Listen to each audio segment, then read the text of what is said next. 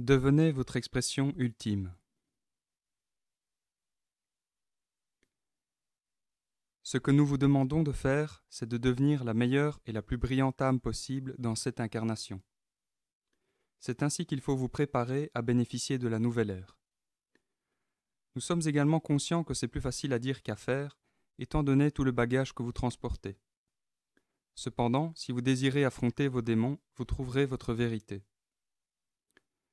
La recherche de votre réaction profonde à vos difficultés passées ou présentes, ainsi que des raisons qui les rendent particulièrement problématiques pour vous, peut conduire à une autodécouverte monumentale. À l'intérieur de chaque obstacle, des petits ennuis quotidiens aux grands drames qui changent la vie, un brin de connaissance est enfoui dans le tissu recouvrant vos dons cachés. Cela ne veut pas dire que vous ne possédez pas déjà des talents évidents qui doivent être stimulés. Vous en avez tous et vous devez continuer à les cultiver. Ce sont des dons que vous avez déjà révélés dans une vie passée ou même dans celle-ci. Ils vous viennent donc plus facilement. Cependant, ce sont vos talents cachés qui déploieront votre potentiel à tous les secteurs de cette existence-ci et de la suivante. La révélation des étincelles cachées facilitera l'épanouissement de celles qui sont déjà développées. Par exemple, si l'autodiscipline constitue pour vous un véritable défi dans cette vie-ci, mais que vous possédez une aptitude naturelle pour la musique, votre difficulté dans le premier secteur vous a peut-être empêché de faire s'épanouir votre talent artistique. Ou bien vous possédez un brillant esprit philosophique, mais vous êtes incapable de partager vos idées parce que vous vous dissimulez derrière la crainte d'être inepte socialement. Les exemples sont innombrables et vous en avez tous quelques-uns qui vous conviennent. Comme vous pouvez le présumer, vos aptitudes ne peuvent pas atteindre leur plein potentiel si vous ne réglez pas les points de conflit de votre nature. Même la simple conscience de ce qui vous entrave facilitera votre transition. Une fois que vous saurez contre quoi vous luttez, vous pourrez demander l'aide immense qui vous est disponible pour vous guider jusqu'à la prochaine étape. Si vous ne savez pas quoi demander, vous n'obtiendrez aucune réponse.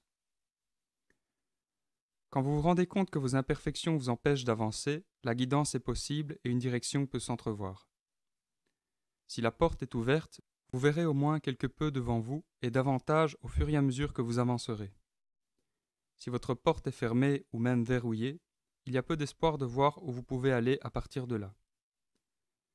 Le déni est un ennemi tragique. Tant que vous refuserez d'accepter la vérité, vous n'irez nulle part. L'envers de la médaille, c'est que dès que vous cessez de nier la réalité et que vous l'affronterez, vous pourrez aller partout. Le mouvement sera peut-être difficile à effectuer, mais une fois que vous l'aurez fait, toute la pièce s'éclairera, vous permettant de naviguer à partir de là. Quand vous demeurez volontairement dans votre obscurité, vous refusez de voir votre potentiel par peur de l'inconnu. Vous devenez à l'aise dans l'obscurité comme une chenille dans son cocon.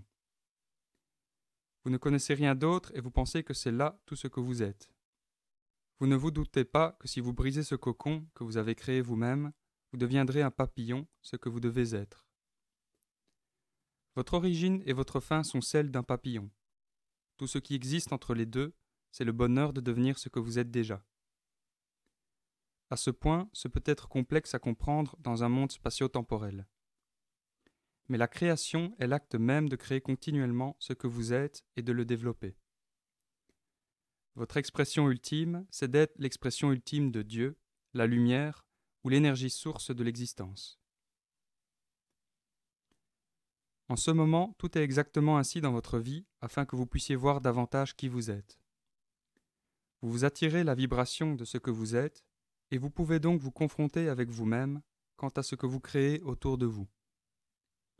Par conséquent, regardez bien ce que vous avez créé pendant toute votre vie et ce que vous créez en ce moment même. Observez-en chaque détail, voyez-en le bon comme le mauvais et le laid. Les zones de bonheur constituent vos réalisations et ce sont celles où vous pouvez obtenir davantage, pourvu que vous luttiez contre celles qui ne sont pas aussi joyeuses.